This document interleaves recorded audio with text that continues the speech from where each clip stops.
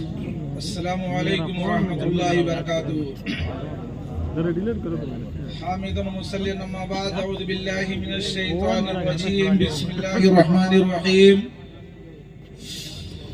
یا ایھا الذین آمنوا لا تخونوا اللہ والرسول وتخونوا امانتکم وانتم تعلمون۔ وقال الله تعالى في موضع آخر: إن الله اشترى من المؤمنين أنفسهم وأموالهم بأن لهم الجنة۔ برادران اسلام اور دینی ملی بھائیوں، آج اس مجمع میں جو لوگ ہم لوگ حاضر ہوئے ہیں، ہندوستان کی تاریخ میں اپریل کی 3 تاریخ جو ہمارے سامنے ہے وہ ایک سیاہ دن کے نام سے جانا جائے گا، کیونکہ اسی 3 اپریل کے موقع پر ہماری سرکار نے ہماری جائیداد کو جو ایمان والوں نے وقف کر کے رکھا تھا وہ ہم سے چھین لے کر کے یا اپنی منمانی اس کے اندر خرد برد کرنے کے لیے بل پاس کیا ہے۔ آج ہم اسی کی مخالفت کے لیے یہاں آئے بھی ہیں، لیکن میرا ٹاپک ہے کہ وقف کہتے کس کو ہیں، وقف کیا چیز ہے۔ شریعت کی روشنی میں آپ سمجھیں کہ وقف کہتے کس کو ہیں۔ وقف کا معنی ہوتا ہے ٹھہر جانا، رک جانا، لیکن اصطلاحی تعریف میں وقف اس کو کہتے ہیں کہ ایک مسلمان آدمی یا کوئی بھی آدمی اپنی جائیداد کو، چاہے وہ زمین ہو یا باغ ہو یا گھر ہو یا کوئی بھی پراپرٹی ہو، اپنی پراپرٹی کو اللہ کے نام کر دینا، اللہ کی ملکیت میں کر دینا، اسی کا نام وقف کہا جاتا ہے۔ تو اہل ایمان نے جناب محمد رسول اللہ صلی اللہ علیہ وسلم کے دور سے ہی یہ وقف رہ چکا ہے۔ اللہ کے نبی جناب محمد رسول اللہ صلی اللہ علیہ وسلم اور صحابہ کرام نے اپنے مالوں کو وقف کیا، اللہ کے نبی نے وقف کیا، اور اللہ تبارک و تعالیٰ نے ایسی ہی لوگوں کے لیے خوشخبری سنائی ہے۔ قرآن کریم کے اندر سورہ توبہ آیت نمبر 111 کے اندر اللہ رب العالمین نے فرمایا کہ ان اللہ اشترى من المؤمنین انفسهم واموالهم بان لهم الجنہ۔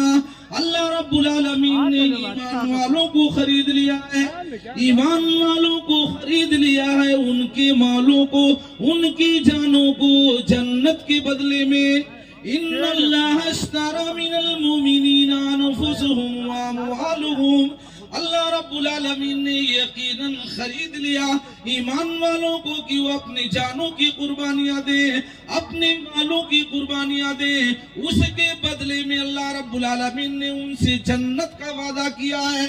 اس لیے اللہ کے نبی جناب محمد رسول اللہ صلی اللہ علیہ وسلم جب مکہ سے مدینہ ہجرت کر کے آئے تو اس وقت اللہ کے نبی نے سب سے پہلی جو مسجد تعمیر کی، مسجد قباء کے اندر ہے، مسجد قباء کے لوگوں سے کہا اے لوگوں تم زمین کو وقف کر دو۔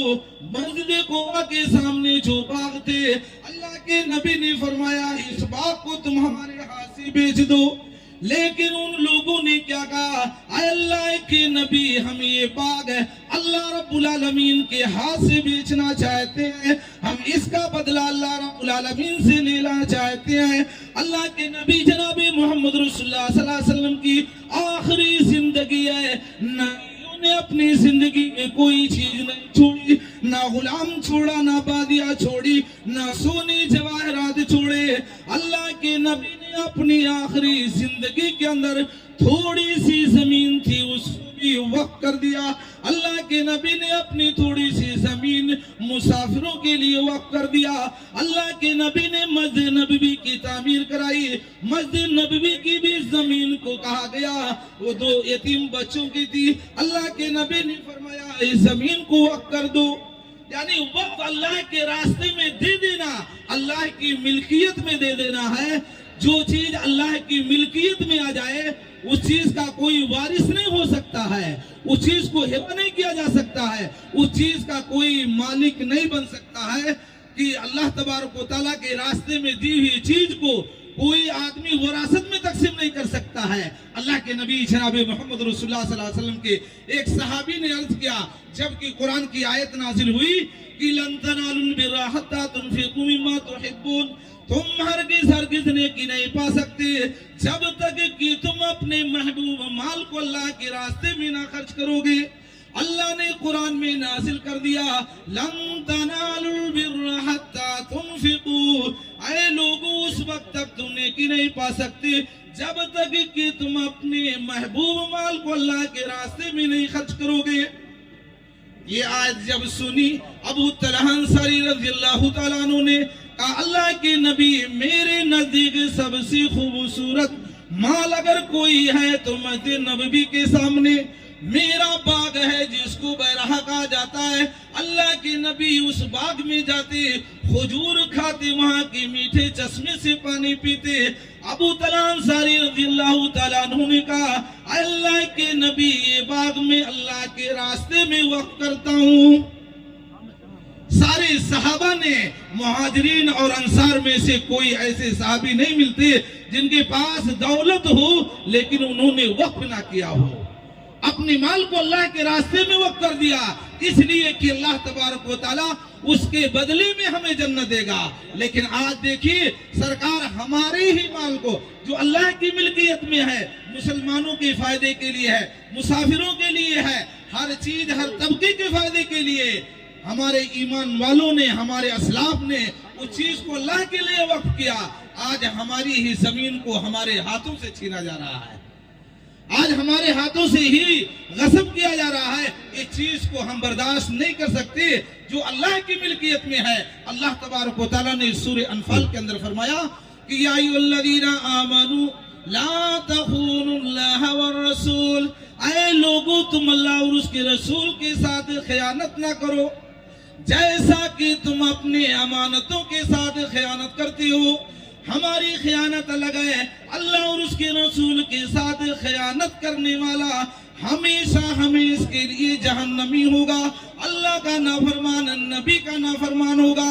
जनाबी मोहम्मद रसूलुल्लाह सल्लल्लाहु अलैहि वसल्लम की दामाद हज़रत उस्मान गनी रज़ियल्लाहु तआला अन्हु को देखी, अबू बकर सिद्दीक, उमर फारूक और नबी की बीवी, हाय हाय नबी की बीवी खदीजा कुबरा रज़ियल्लाहु तआला अन्हा, मक्का के अंदर सबसे मालदार औरत। अल्लाह रब्बुल आलमीन ने इतनी दौलत दे रखी थी। नबी करीम सल्लल्लाहु अलैहि वसल्लम से जब निकाह हुआ, नबी से जब शादी हुई, अपने खजाने के दरवाजे को खोल दिया। हज़रत खदीजा रज़ियल्लाहु तआला अन्हा ने अपनी पूरी जिंदगी की प्रॉपर्टी अल्लाह के नबी के हवाले कर दिया, वक्त कर दिया। का अल्लाह के नबी जितने पैसे की जरूरत है सारे माल आपके लिए है। राहे खुदा में दे के खदीजा ने मालो ज़र, राहे खुदा में दे के खदीजा ने मालो ज़र, मक्का के हर गरीब का चूल्हा जला दिया। हमारे ईमान वालों ने अपने मालों को खर्च करके हमारे मुसलमानों के अंदर जो गुर्बत, जो मुफलिसी, जो परेशानी थी उनको दूर करने के लिए और अल्लाह रब्बुल आलमीन से उसका बदला तलब करने के लिए सहाबे किराम ने, अल्लाह के नबी ने और तमाम असलाफ ने अपने मालों को खर्च किया, अपनी जिंदगी की कमाई खर्च की। एक मिनट बात करके मैं अपनी बात खत्म करूंगा, मेरे वक्त खत्म हो चुका है। हज़रत उस्मान गनी रज़ियल्लाहु तआला अन्हु अल्लाह के नबी के दामाद हैं, डबल दामाद, दो बेटियों की शादी उस्मान गनी रज़ियल्लाहु तआला अन्हु के साथ हुई। इन्होंने डबल हिजरत भी किया, लेकिन जब मदीना आए तो मदीना के अंदर जो हिजरत करके आए हुए थे बेचारे बड़े नादार थे, खाने पीने के लिए कोई चीजें नहीं थी। यहाँ तक कि मदीना के अंदर ये कुआं था, वो कुएं का पानी भी यहूदियों का था, वो कुआं यहूदियों के कब्जे में था। मुसलमान उस पानी को खरीद करके पी सकता था, पैसा नहीं है, खाने की चीज नहीं है, बेचारे बड़े परेशान हैं, पीने के लिए पानी की जरूरत है, लेकिन पानी मदीना के अंदर मिलने वाला नहीं है। पानी वो भी यहूदियों के कब्जे में है। अल्लाह के नबी ने अपने सहाबा को बुलाया, अपने सहाबा के दरमियान ऐलान किया, ऐ मेरे सहाबे किराम, तुम में से जो आदमी इस कुएं को खरीद ले, अल्लाह की कसम मैं वादा दिलाता हूँ, मैं क़यामत के दिन उसको हौज़े कौसर का पानी पिलाऊंगा। अल्लाह के नबी का ऐलान करना ही हुआ कि उस्मान गनी रज़ियल्लाहु तआला अन्हु खड़े हुए, कहा अल्लाह के नबी किसी से एक पैसा लेने की जरूरत नहीं, किसी से एक पाई लेने की जरूरत नहीं। अल्लाह के नबी मैं पूरा कुआं खरीदने के लिए तैयार हूँ। अल्लाह के नबी ने फरमाया बड़ा बेहतरीन तूने नफा बख्श तिजारत की है। अल्लाह के नबी ने फरमाया ऐ उस्मान इस पानी को लोगों के लिए मुफ्त दे दो। उस्मान गनी रज़ियल्लाहु तआला अन्हु ने फरमाया अल्लाह के नबी पानी नहीं कुआं भी मैं अल्लाह के रास्ते में वक्फ करता हूँ। सारे के सारे हमारे ईमान वालों ने, हमारे असलाफ ने अपने मालों को खर्च करके, अपनी जिंदगी का पसीना बहा करके हमारे लिए ये जमीनों को, मुसलमानों की रहनुमाई के लिए, इनकी मदद के लिए, इनके ताउन के लिए अपनी जमीनों को वक्फ किया है, ताकि मुसलमानों के अंदर परेशानियां खत्म हो, इनके अंदर हमदर्दी पैदा हो और एक दूसरे की मुश्किलात हल हो। इसलिए हमारे असलाफ ने अपनी जमीनों को वक्त किया है। आज हमारे ही खिलाफ हमारी जमीनों को ली जा रही है। अल्लाह तबारक व तआला से दुआ करता हूँ कि अल्लाह रब्बुल आलमीन इन परेशानियों से तमाम उम्मत मुस्लिमा की हिफाजत फरमाए। आमीन। अस्सलामु अलैकुम रहमतुल्लाहि व बरकातहू। नाराए तकबीर, नाराए तकबीर। शरीयत में मुदाखलत हमें बर्दाश्त नहीं, बर्दाश्त नहीं। शरीयत में मुदाखलत हमें बर्दाश्त नहीं, बर्दाश्त नहीं। काला कानून वापस लो, वापस लो। काला कानून वापस लो, वापस लो।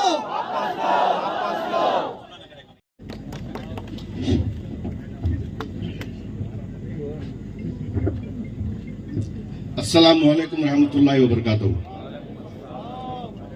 शहर के तमाम उलमा यहाँ पर जमा है, बड़ी खुशी हो रही है। उसके साथ साथ यहाँ पर हमारे सियासी रहनुमा भी जमा है, शहर के जिम्मेदारान भी जमा है। तमाम को देखकर ये खुशी की लहर, इस मजमे को देखकर बहुत खुशी हो रही है।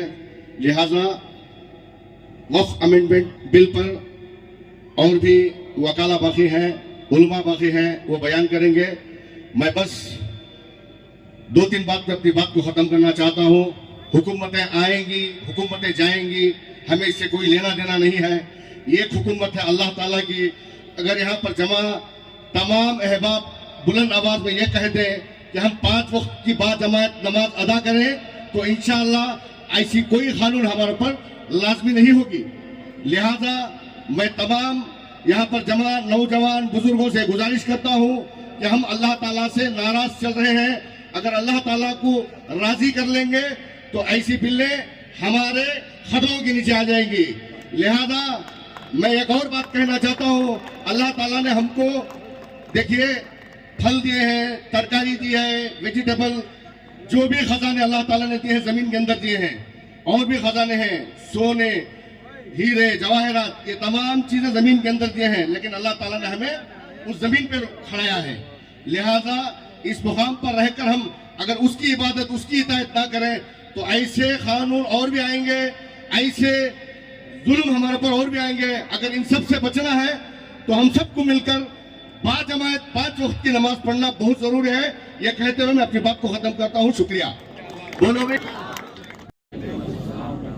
अल्हम्दुलिल्लाहि वस्सलातु लिअहलिहा अम्मा बअद फ़अऊज़ु बिल्लाहि मिनश शैतानिर रजीम बिस्मिल्लाहिर रहमानिर रहीम वअतसिमू बिहब्लिल्लाहि जमीअन वला तफ़र्रक़ू वला तनाज़अू फ़तफ़शलू वतज़हब रिहुकुम वस्बिरू इन्नल्लाहा मअस साबिरीन। सदक़ल्लाहुल अज़ीम।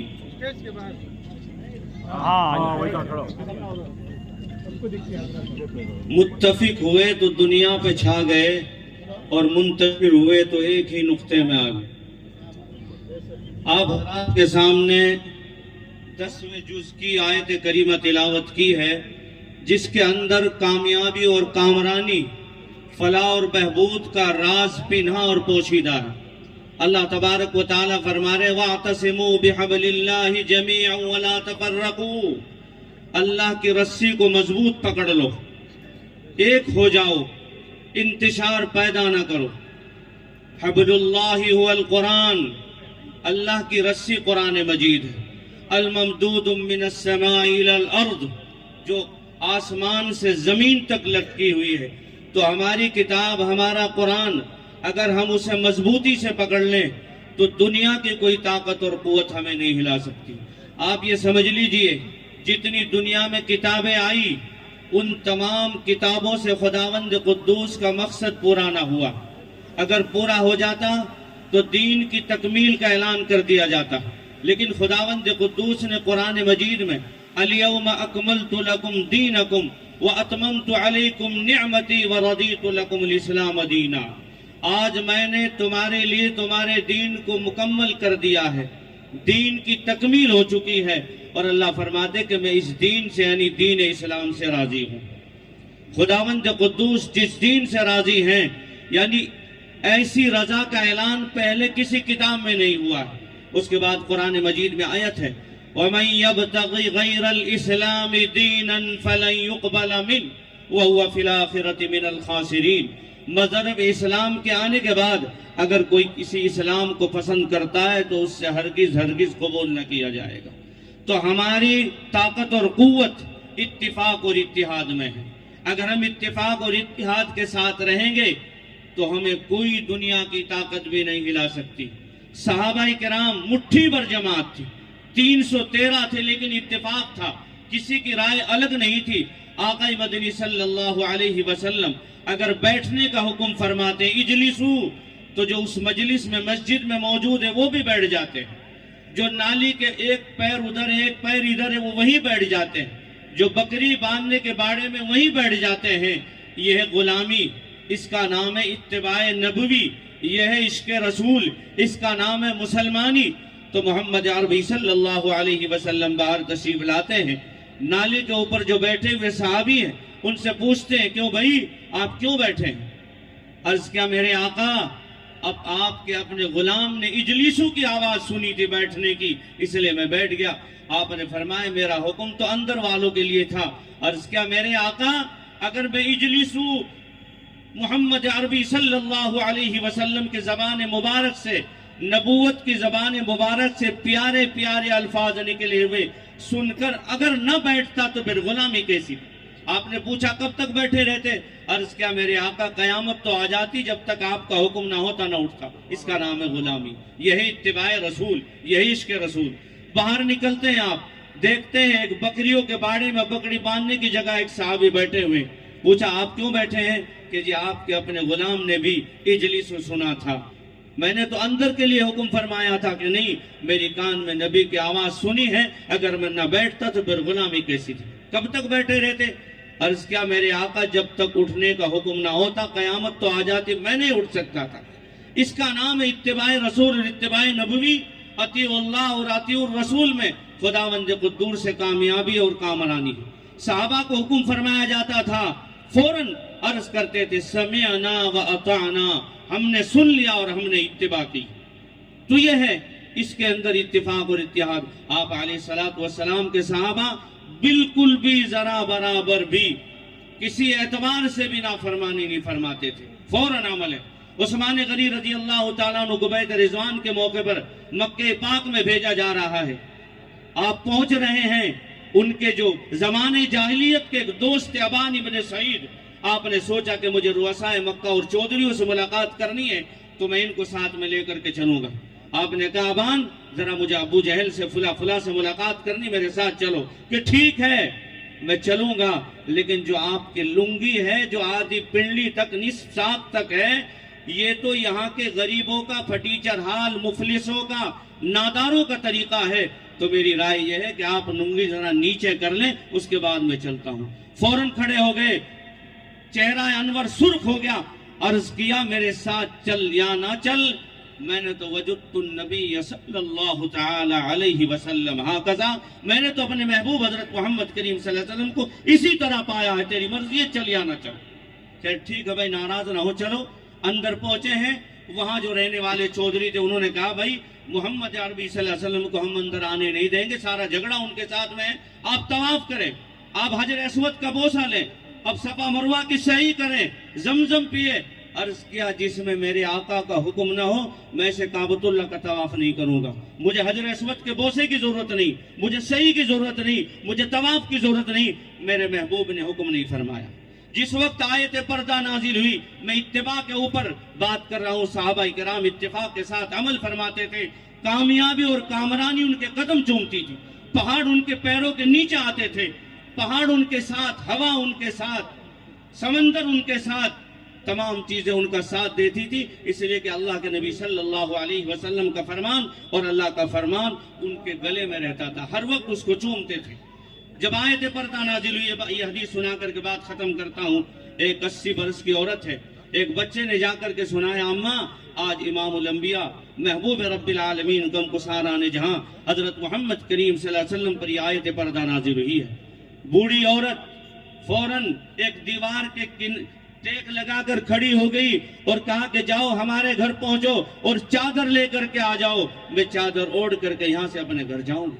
عرض کیا اماں ابھی تو آپ نے عام اعلان نہیں فرمایا کہ نہیں ایسا نہیں ہو سکتا، اللہ کا فرمان جو نبی پر نازل ہوا ہے اور وہ میرے پاس بچے کے ذریعے سے بھی پہنچے تو میں ہمت نہیں کر سکتی، اگر میں نے ایک قدم بڑھایا اور میرا انتقال ہو گیا جہنم میں جاؤں گی۔ وَلَا تَنَازَعُوا فَتَفْشَلُوا وَتَذْهَبَ رِيحُكُمْ وَاصْبِرُوا إِنَّ اللَّهَ مَعَ الصَّابِرِينَ۔ اگر آپس میں کوئی معاملہ ہو جائے تو صبر کرنا ہے، صبر کرنے والوں کے ساتھ اللہ ہے۔ مجھے اسی بات کے ہمیں اتفاق اور اتحاد کے ساتھ اعمال میں لگنا ہے، جو بھی ہمارے بڑوں کی طرف سے ہدایات ہمیں ملے ان ہدایات کے تحت کام کرنا ہے۔ سب سے بڑی طاقت اتفاق اور اتحاد کی ہے۔ اللہ پاک سے دعا ہے رب کریم کہنے سننے سے زیادہ عمل کی توفیق عطا فرمائے۔ لے کر چل رہے ہیں اللہ پاک اس مقصد میں بھرپور کامیابی عطا فرمائے۔ واللہ المستعان وعلیہ التکلان ولا حول ولا قوة الا باللہ العلی العظیم وما علینا الا البلاغ المبین۔ السلام علیکم ورحمۃ اللہ وبرکاتہ۔ نحمده ونصلي على رسوله الكريم اما بعد فاعوذ باللہ من الشیطان الرجیم بسم اللہ الرحمن الرحیم۔ نبی اور آل نبی پر ایک مرتبہ درود پاک پڑھیں۔ اللہم صلی علی سیدنا شفیعنا حبیبنا نبینا و مولانا محمد بارک وسلم۔ صلو علیہ صلاۃ و سلام علیک یا رسول اللہ صلی اللہ تعالی علیہ وسلم۔ ماشاءاللہ الحمدللہ تمام علماء اور شہر کے تمام عقلاء اور شہر کے تمام ذمہ داران حضرات اور شہر کے تمام کونسلر حضرات جو مل کر جو ایک ساتھ مل کر ایک جٹ ہونے کے بعد جو اس پروگرام کو کامیاب بنانے کے لیے جو اکٹھا ہوئے، اللہ تبارک و تعالیٰ نے اس کا پروگرام کو کامیاب بنایا۔ اصل گفتگو یہ ہے، آج ہم لوگ جمع ہونے کا مقصد یہی ہے، آج ہم لوگ اکٹھا ہونے کا مطلب یہی ہے، آج ہم لوگ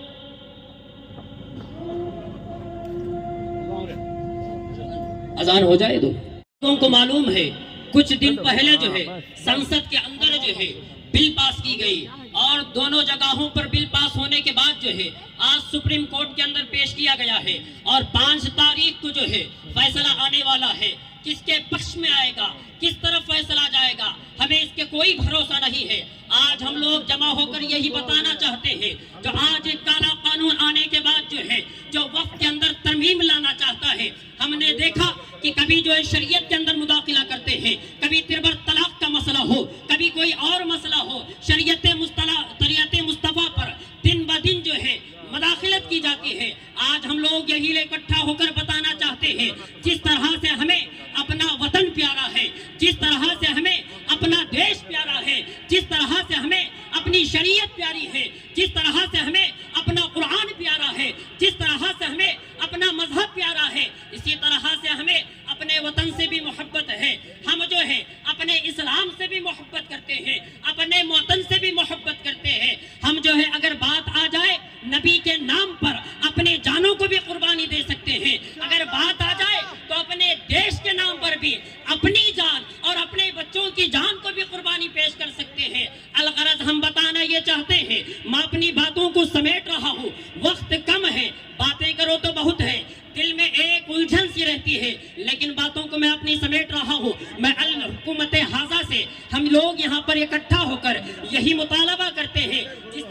ہم شریعت سے پیار کرتے ہیں، اسی طرح سے ہم اپنے قانون سے بھی پیار کرتے ہیں۔ ہم قانون کے اندر نہ تو مداخلت چاہتے ہیں، نہ تو شریعت مصطفیٰ کے اندر مداخلت چاہتے ہیں۔ ہم شریعت پر بھی عمل کرتے ہیں، قانون پر بھی عمل کرتے ہیں۔ اس لیے لہٰذا ہم تمام لوگ یہاں پر اکٹھا ہو کر یہی بات کہیں گے، اے حکومت ہاذا، جس طرح سے تم نے اس بل کو پاس کیا ہے، ہم اسی طرح سے آپ کو یہی کہتے ہیں، اسی طرح سے اس بل کو آپ واپس لے لیں۔ ہم اس شعر کے ساتھ میں اپنی نعرہ تکبیر، نعرہ تکبیر، شریعت میں مداخلت ہمیں برداشت نہیں، برداشت نہیں، برداشت نہیں۔ کالا قانون واپس لو، واپس لو، واپس لو۔ کالا قانون واپس لو، واپس لو۔ لشکر بھی تمہارا ہے، سردار بھی تمہارا ہے۔ لشکر بھی تمہارا ہے، سردار بھی تمہارا ہے۔ تم جھوٹ کو سچ لکھ دو، اخبار بھی تمہارا ہے۔ یہ خون مظلوم زیادہ نہیں بہنے والا، ظلم کا دور زیادہ نہیں چلنے والا۔ تم ہو فرعون تو موسیٰ بھی ضرور آئے گا، وما علینا الا البلاغ۔ ماشاءاللہ، اگرچہ کہ ہم نے اپنے ہاتھوں کے اندر گھڑی ڈال کر آئے ہیں، ایک وقت ضرور آئے گا اگر ہم ان ہاتھوں کے اندر اپنے آپ کو کڑیاں ڈال کر اور اس کے ہاتھوں کے اندر ہم لوگ اپنے کڑیوں کے ساتھ میں جیلوں کو بھرنا چاہے تو ہم بھرنے کے لیے تیار ہیں۔ یہی مسلم پرسنل لا بورڈ یہی چاہتی ہے، جب تک یہ قانون واپس نہیں لیا جائے گا، یہ ہمارا اب ٹرائل ہے، جیسا کہا جا رہا ہے کہ ہمارا یہ ٹرائل ہے، ابھی آگے دیکھو ہمارے اور حالات کیا بن سکتے ہیں۔ لہٰذا ہمیں کوئی قانون سمجھانے کی ضرورت نہیں ہے، ہم پیارے رسول اللہ کا قانون پڑھ کر آئے ہیں، ہم محمد الرسول اللہ کا قانون پڑھے ہوئے ہیں، ہم مدنی آقا کا قانون پڑھے ہوئے ہیں۔ انہوں نے ہم نے سبق دیا ہے، انہوں نے بتایا ہے کہ ہم کیسے وقت کی حفاظت کریں، تو اس کے لیے ہم محمد الرسول اللہ کے قانون کو ماننے کے لیے جان دینا چاہے جان بھی ضرور دے دیں گے، ہم اپنی جانوں کو قربان کرنا چاہے ضرور قربان کریں گے، لیکن ہم وزیر داخلہ سے کہیں گے آپ اس غفلت میں نہ رہے، ہم کو سمجھانے کی ضرورت نہیں ہے۔ جب حالات آئیں گے، جزئی مسائل ہمارے ساتھ میں ہیں، جب قرآن پر، شریعت پر، محمد لا پر اگر ہمارے اوپر آپ آنچ اٹھائیں گے، یہ سارے علماء کھڑے ہو کر انشاءاللہ ضرور یہ کہیں گے کہ ہم آپس میں اختلاف تو ضرور رکھتے ہیں، لیکن شریعت میں جب مداخلت آئے گی اپنے مسائل کو پیچھے رکھیں گے، ہم ایک ہو کر اتحاد کے ساتھ میں ہم میدان کے اندر شرکت کریں گے اور یہ گواہ پیش کریں گے، جان کا نذرانہ پیش کرنا چاہے پیش کریں گے، لیکن یہ قدم ہم لوگ شریعت سے پیچھے ہٹنے کے لیے تیار نہیں ہے۔ سارے ہاتھ اٹھا کر بولے وقت آیا تو اپنے سروں پر کفن باندھ کر باہر نکلیں گے انشاءاللہ۔ ہم اب گھڑی پہن کر آئے، کڑیاں اگر پہننے کا وقت آیا پہن کر باہر نکلیں گے انشاءاللہ۔ مسلم پرسنل لا جو ہمیں ہدایت دے گی اس کے اوپر ضرور عمل کریں گے انشاءاللہ۔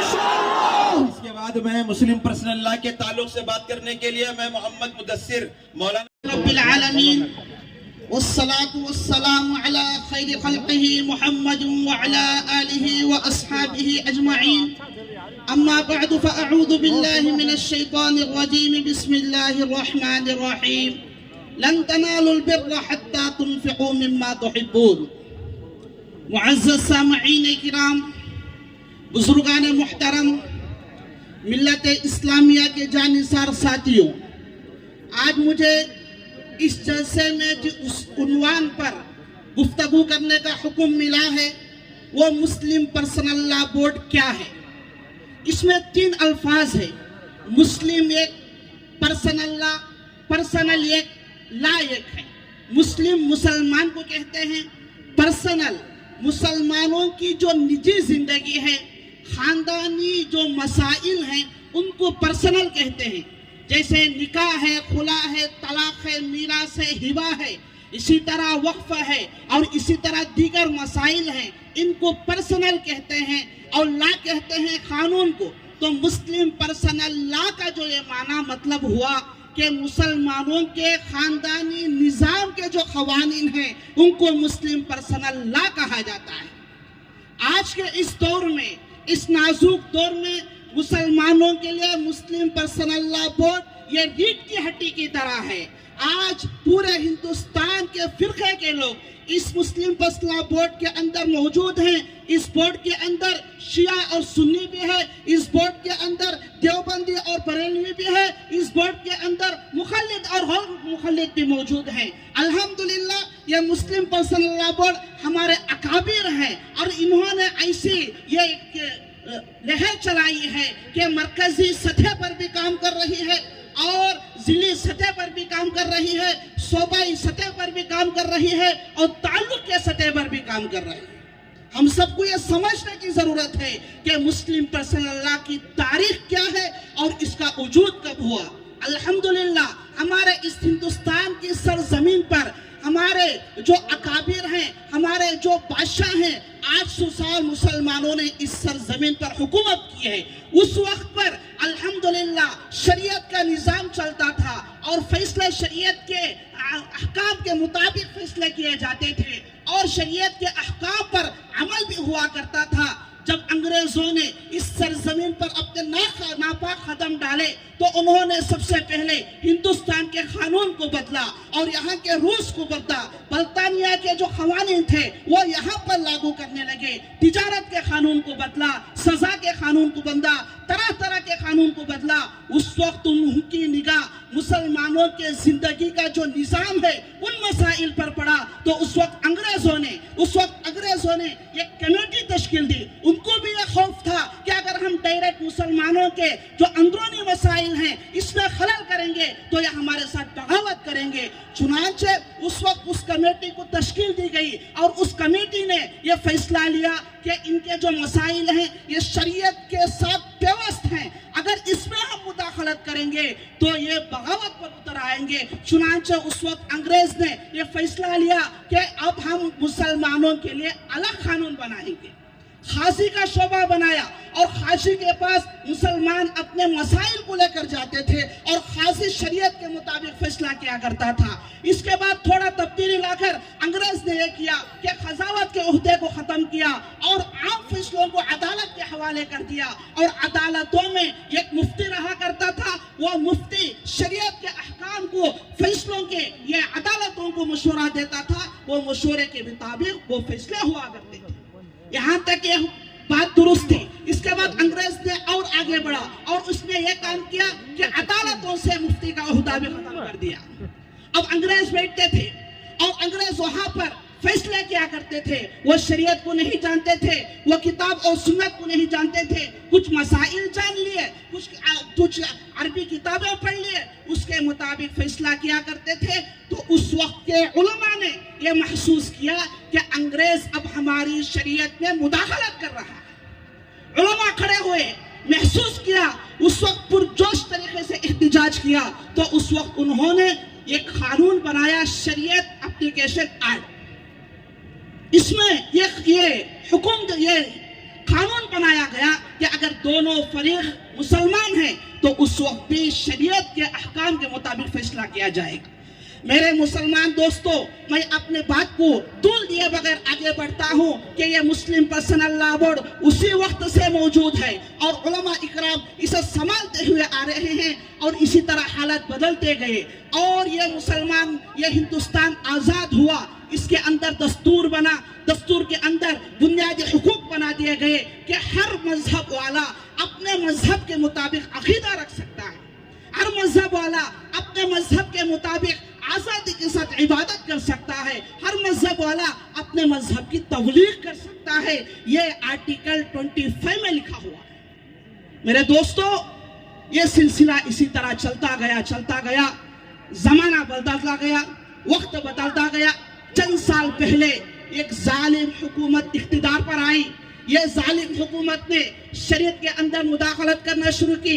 कभी ट्रिपल तलाक के मसले पर शरीयत के अंदर मुदाखलत की तो सबसे पहले आवाज लगाने वाला ये मुस्लिम पर्सनल लॉ बोर्ड था। नारा तकबीर! मुस्लिम पर्सनल लॉ बोर्ड! मुस्लिम पर्सनल लॉ बोर्ड! ये जालिम हुकूमतों के आंख में आंख डाल करने बात करने वाला ये मुस्लिम पर्सनल लॉ बोर्ड था। उनके सवालों पर जवाब देने वाला ये मुस्लिम पर्सनल लॉ बोर्ड था। दोस्तों, अभी हाल में वक्त तरमीमी बिल 2025 पास किया गया और यह मुसलमानों के लिए बहुत बड़ा चैलेंज था। इस चैलेंज को कबूल करके मैदान अमल में आने वाला मुस्लिम पर्सनल लॉ बोर्ड है और मुस्लिम पर्सनल लॉ बोर्ड ने यह फैसला लिया है कि ये वक्त जायदाद अल्लाह की मिल्कियत है, इसमें किसी तरह की कोई तरमीम बर्दाश्त नहीं की जाएगी। 5 मई को सुप्रीम कोर्ट में यह फैसला मुअल्लक है। अगर वो फैसला हमारे हक में आ गया तो अल्हम्दुलिल्लाह, अगर यह फैसला हमारे खिलाफ जाएगा तो उस वक्त मुस्लिम पर्सनल लॉ बोर्ड जो आवाज लगाई उस आवाज के साथ हम आवाज देंगे इंशाअल्लाह। यह एक छोटा मुजाहरा है, एक छोटा मसला है, हम सब यहाँ जमा हुए हैं, यह हमारे दिल की एक छोटा गम की एक निशानी है।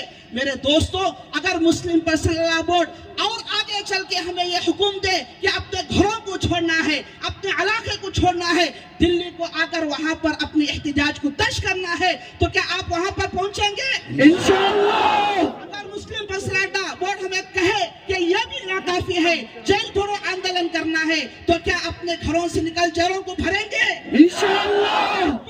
मुस्लिम पर्सनल लॉ बोर्ड, जब भी मुस्लिम पर्सनल लॉ बोर्ड कोई भी तहरीक चलाए, हमें समझ में आए या ना आए, उस वक्त तक हम लब्बैक कहना है, लब्बैक कहना है। ये उम्मत बांझ नहीं है, अभी बात खत्म करिए, उम्मत बांझ नहीं है, ये उम्मत बांझ नहीं है। आप मेरे और आपके आका जनाब मोहम्मद रसूलुल्लाह सल्लल्लाहु अलैहि वसल्लम ने इस उम्मत को बांझ छोड़कर नहीं किया। इस उम्मत में अभी वो अफराद मौजूद हैं जो सलाहुद्दीन अय्यूबी जैसे मौजूद हैं। इस उम्मत के अंदर अभी मोहम्मद बिन कासिम जैसे अफराद मौजूद हैं। अभी इस उम्मत में टिप्पू सुल्तान शहीद रहमतुल्लाह अलैह जैसे बहादुर मौजूद हैं। नारे तकबीर। बिल्कुल वक्त खत्म हो चुका है। अब मैं ये बात नौजवानों से कहता हूँ कि अपने दिल की तख्ती पर ये शेर लिखते हुए जाए जो टिप्पू सुल्तान शहीद रहमतुल्लाह अलैह ने कहा, गीदड़ की 100 साल जिंदगी से शेर की एक जिंदगी बेहतर है। सुभान अल्लाह। मैं इस शेर के साथ अपनी बात को खत्म करता हूँ। मसाइल कैसे भी हो ताक़यामत नहीं रह सकते, मसाइल कैसे भी हो ताक़यामत नहीं रह सकते, जालिम जुल्म की अलामत बनकर नहीं रह सकते। जिनका अज़्म है कि वो हमको चैन से नहीं जीने देंगे, जिनका अज़्म है कि वो हमको चैन से जीने नहीं देंगे, वो जान ले कि वो भी सलामत से नहीं रह सकते। वमा अलैना इल्लल बलाग। खालिद कभी हाथों में अलम लेते हैं, खालिद कभी हाथों में अलम लेते हैं, तारिक कभी मौजों के कदम लेते हैं। हर दौर में उठते हैं यजीदी फितने और हर दौर में शब्बीर जन्म लेते हैं। सुभान अल्लाह। हर दौर में उठते हैं यजीदी फितने, हर दौर में शब्बीर जन्म लेते हैं। और एक बात सुन ले, किसी शायर ने कहा था हिंदुस्तान के कि लगेगी आग तो आएंगे घर सभी सदमे, बेशक लगेगी आग तो आएंगे घर सभी सदमे। यहाँ पे सिर्फ हमारा मकान थोड़ी है, और जो साहिबे मसनद है आज कल नहीं होंगे, जो साहिबे मसनद है आज कल नहीं होंगे। किराएदार है जाती मकान थोड़ी है, और सभी का खून है शामिल यहाँ की मिट्टी में, किसी के बाप का हिंदुस्तान।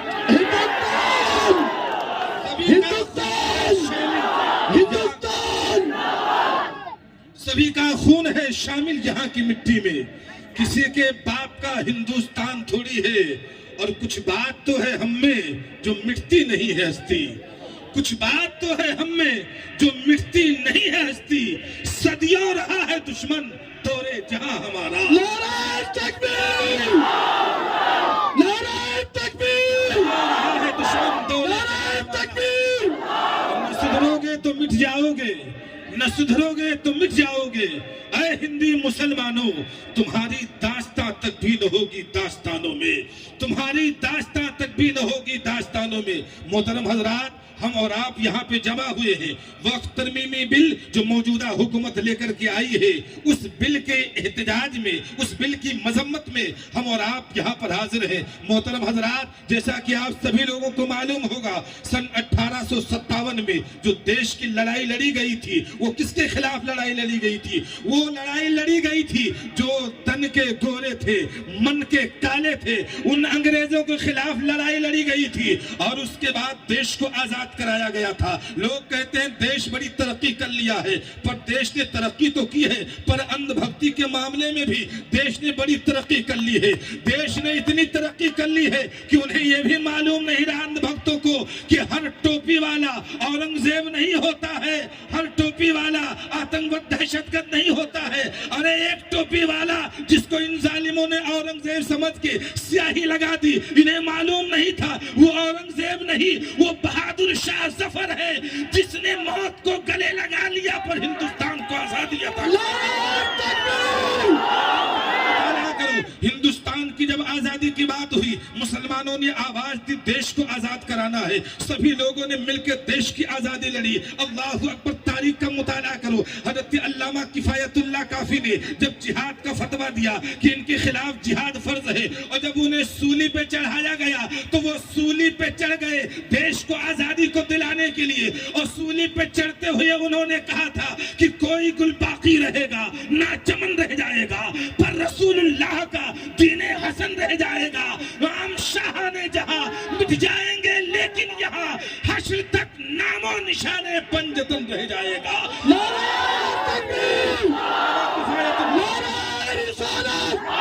اور آپ کو میں بتا دوں کہ دیش آزاد ہوا، دیش آزاد ہوا 15 اگست 1947 میں۔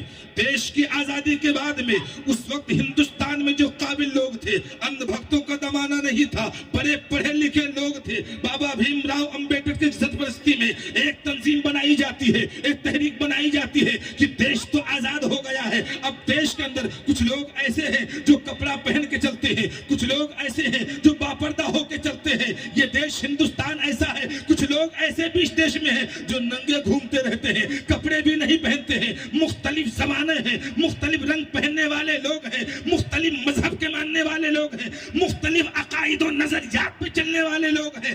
ایسا سمویدھان بنایا جائے، دیش کا ایسا آئین بنایا جائے، کانسٹیٹیوشن انڈیا کا ایسا بنایا جائے جس کے اندر ہر مذہب کے چلنے والوں کو آزادی حاصل ہو، ہر انسان اپنے مذہب کے طریقے پہ چل کے ہندوستان کے اندر امن و امان کی زندگی گزر بسر کر سکے۔ اور تاریخ کا مطالعہ کرو، ہندوستان کا آئین دستور بنانے میں 1 سال نہیں، 2 سال نہیں، تقریباً 3 سال کا عرصہ نکل گیا، اور اس کے بعد 26 جنوری 1950 کو دیش کا سمویدھان بن کے تیار ہوا۔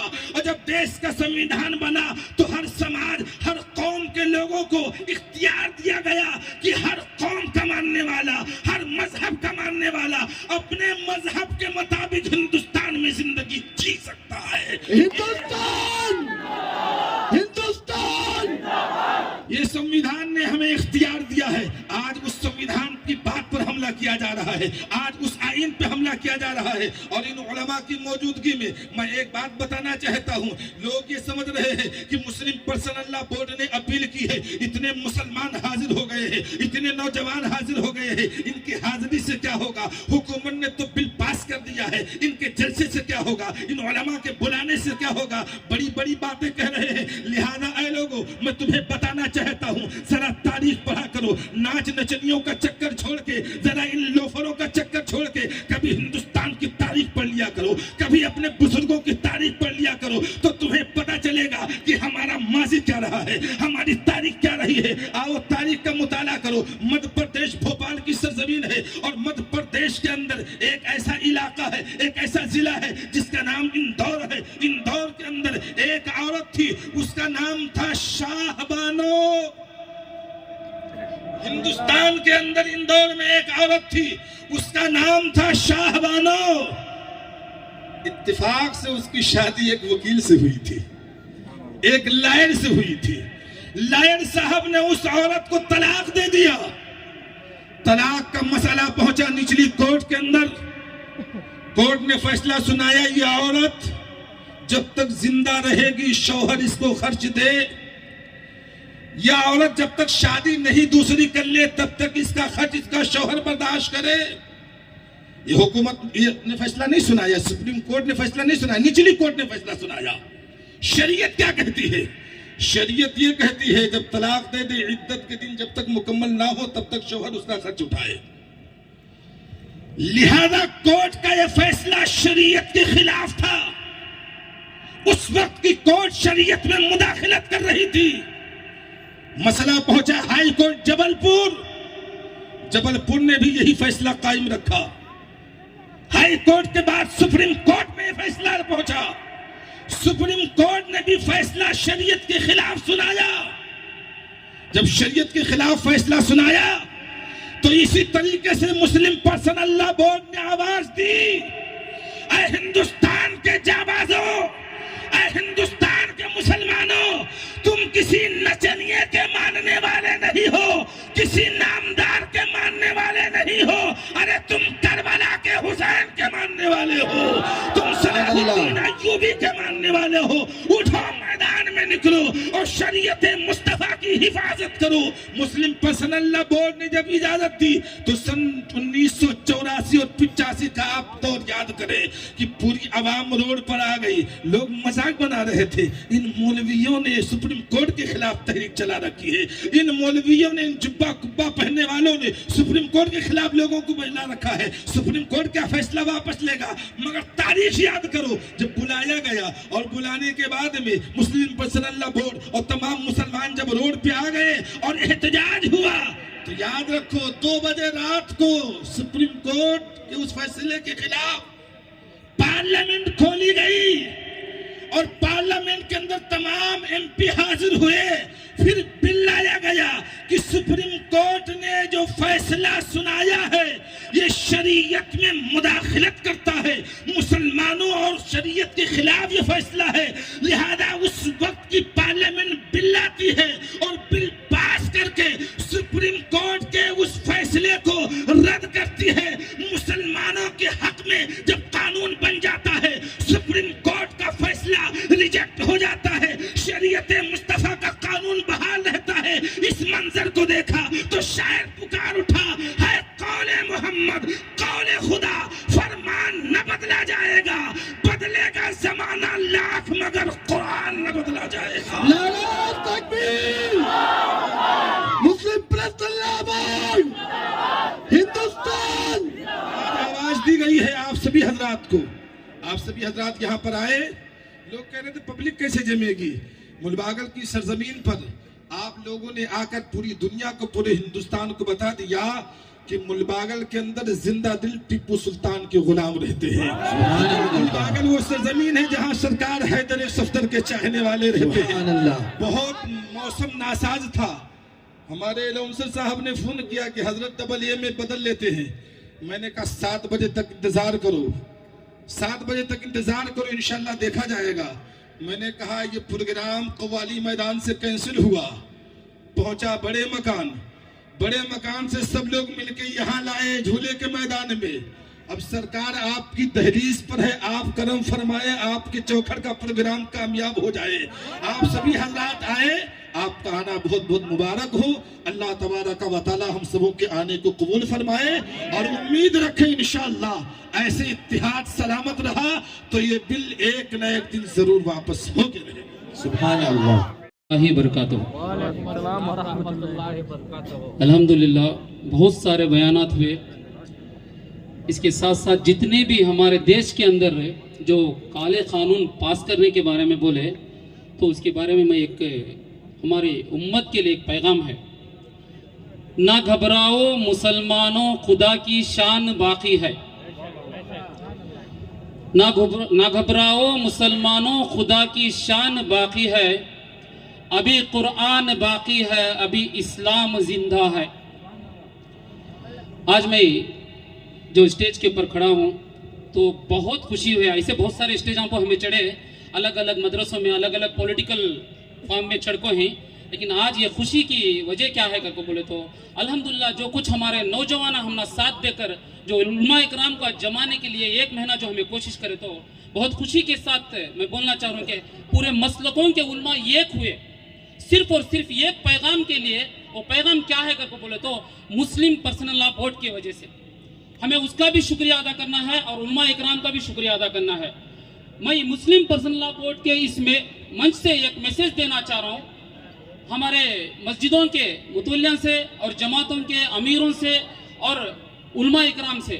کیا ہے بول کے بولے تو جو ناحق کیسا غریب بچوں کے اوپر نوجوانوں کے اوپر جو ہندوستان کی کانسٹیٹیوشن کو بچانے کے لیے روڈ کے اوپر آ کر پروٹیسٹ کرتے ہیں تو ان کے اوپر ناحق کیس ڈال کر رہے ہیں. آج کیا کر رہی کر کو بولے تو ایک ڈر کا ماحول پیدا کر رہی ایک ڈر کا ماحول پیدا کر رہی. تو ایسے ٹائم پہ ہمیں سب مل کر کیا کرنا ہے اپنے اپنے محلوں کے اندر مسجدوں کے اندر بیٹھ کر مشورہ کر کے وہ بچوں کو جیلوں سے واپس لانے کے واسطے ہمیں کوشش کرنا ہے. اگر ایک آدمی 10-10 روپیہ ہر جمعہ مسجد کے اندر جب جمائے گا تو ایک مہینے میں کم سے کم تو ایک مسجد سے 50 ہزار روپے جمتی. تو ہمیں جو اسٹیشنوں کے اندر جو جیلوں کے اندر بند ہے ان کے واسطے یہ بیت المال جا کر ہمیں کام کر سکتی. لیکن ہم لوگ کیا کر رہے ہیں بول کے بولے تو بہت دکھ کے ساتھ مجھے کہنا پڑ رہا ہے ہمیں بہت بڑے بڑے اجتماع چلاتی غریب بچوں کی شادیاں کرتی بیروان تقسیم کرتی لیکن شریعت کی حفاظت کے لیے جو نوجوانوں کی حفاظت کے لیے ایجوکیشن کی حفاظت کے لیے یونٹی کی حفاظت کے لیے ہمیں نہیں کام کر رہی. تو آج انشاءاللہ ہمیں یہاں سے ایک عہد لے کے اٹھیں گے کہ ہمیں سال میں ایک بار زکوٰۃ دینے کے واسطے انتظار کرنے کی ضرورت نہیں ہے. ہر مہینے ہمارے مال کے حصے سے غریبوں کو ہمیں تقسیم کریں گے. آج روڈوں کے اوپر دیکھو سب سے زیادہ مانگنے والا ہماری قوم ہے. تو یہ روکنا ہے کیونکہ یہ قوم ہندوستان کے اندر 800 سال دینے والی قوم تھی, علم دینے والی قوم تھی, زکوٰۃ دینے والی قوم تھی, پوری قوم کو لے کے چلنے والی قوم تھی. خالی مسلمانوں کے لیے نہیں ہر مذہب کے لیے لیکن آج یہ قوم کیا ہو گئی ہے بولے تو مانگنے والی ہو گئی ہے. اب بینکوں میں دیکھو پوسٹ آفس میں دیکھو سار سولپا برد کوڑی ذرا لکھو دے ڈالو کری. آج ایجوکیشن کے اوپر ہمیں کام نہیں کریں کر کو بول کو آج ہمارے قوم پیچھے جا رہی ہے. جیسا ہمارے بہت سارے علماء اکرام اور لیڈران بولے جو سمویدھان کے اندر جو ایجوکیشن کے بارے میں جو بول کو ہیں ہمیں اس سے بہت دور ہیں, ہمیں بہت پیچھے ہیں. اس کے واسطے میں آپ لوگوں کے سامنے یہ من سے ایک پیغام دینا چاہ رہا ہوں کہ آج ہمیں اتحاد اور اتفاق کے ساتھ نہیں چلیں گے تو یہ ظلم بڑھتا جائے گا. کبھی تربل طلاق کے نام پہ, کبھی حجاب کے نام پہ, کبھی NRC کے نام پہ, کبھی NEP کے نام پہ نیو ایجوکیشن پالیسی لے کے آ رہی. کیا سمویدھان ہمارا مکمل نہیں تھا کیا؟ 1947 کے اندر ہندو, مسلمان, سکھ, عیسائی, دلت سب مل کر یہ سمویدھان کو پاس کرے. لیکن آج کیا کر رہی؟ کبھی بھی دیکھو کوئی نہ کوئی تبدیلی جو 8 سے 10 سال کے اندر جو حکومت آپ کو ہے کبھی بھی دیکھو ہمارے اوپر ٹارگیٹ کر رہی. یہ ٹارگیٹ کو ہمیں منہ توڑ جواب دے سکتی. وہ جواب دینے کی وجہ کیا, ایک وجہ کیا ہے کر کو بولے تو ہمیں سب ایک ہونا ہے. آج ہمارے اندر کیا ہے کر کو بولے تو موبائلوں میں ہمیں ریلز بناتی نوجوانہ, ٹک ٹاک میں رہتی. جیسا علماء اکرام بولے مسجد کے اندر جب اذان ہوتی ہے علماء کی طرف سے ایک پیغام ہوتا ہے تو ہمیں ایک ہو کو نہیں کام کرتے, ہمیں نیک ہو کو نہیں کام کرتے. تو اس کے لیے میں آپ لوگوں کے سامنے کچھ 2 شعر عرض کرنا چاہ رہا ہوں.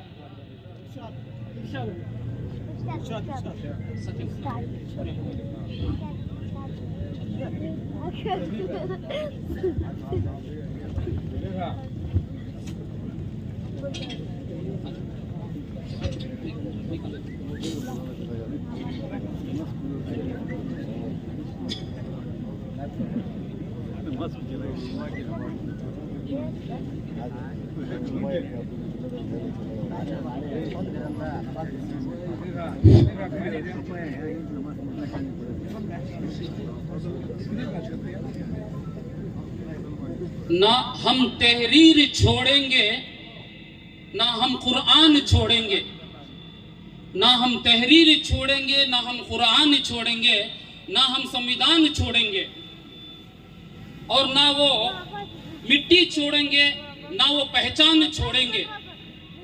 جتنی کوشش کر لے دشمن ہمیں مٹانے کی, جتنی کوشش کر لے دشمن ہمیں مٹانے کی, نہ ہم ایمان چھوڑیں گے نہ یہ ہندوستان چھوڑیں گے.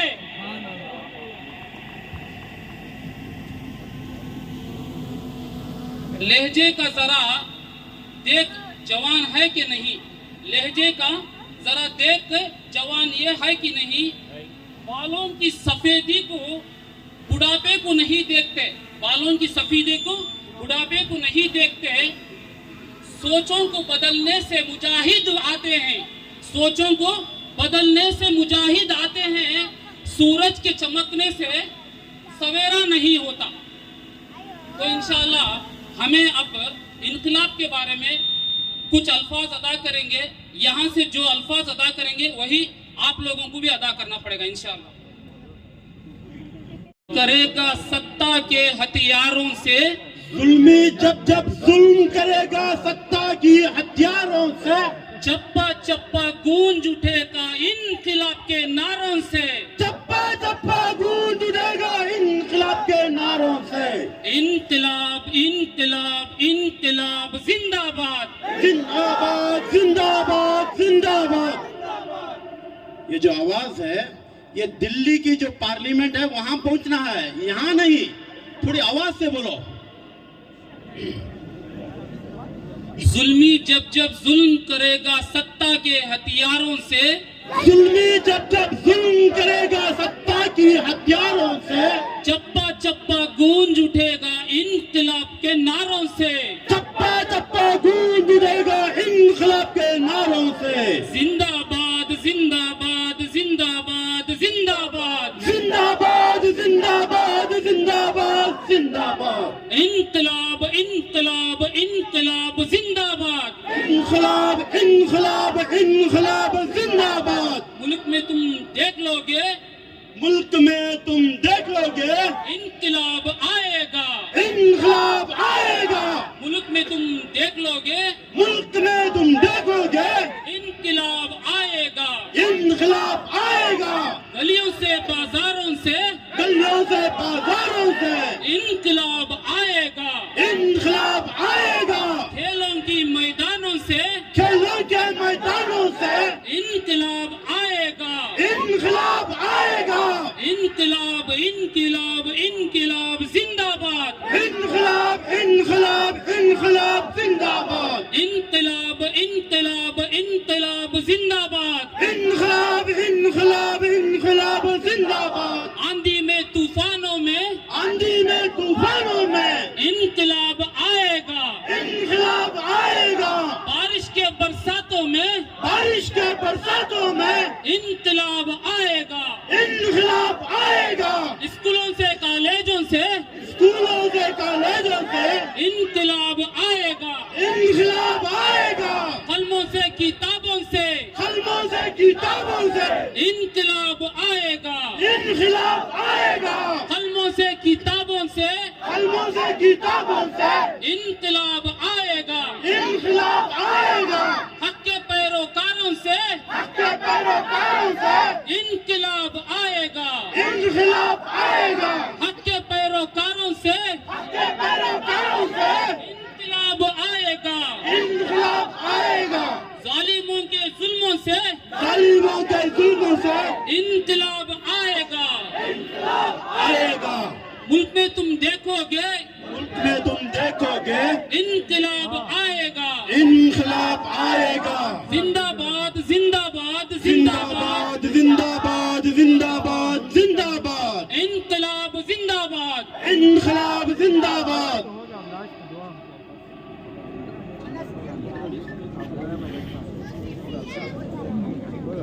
ये हो भी दुआ नहमदुहु व नसल्ली अला रसूलिहिल करीम, अम्मा बाद, मन लम यशकुरिन्नास लम यशकुरिल्लाह। मोहतरम हजरात, मुअज़्ज़ज़ सामईन इकराम, मैं सबसे अल्लाह तबारक व तआला ने हम सब को मुत्तहिद कर कर पेश करने के लिए जमा फरमाया है।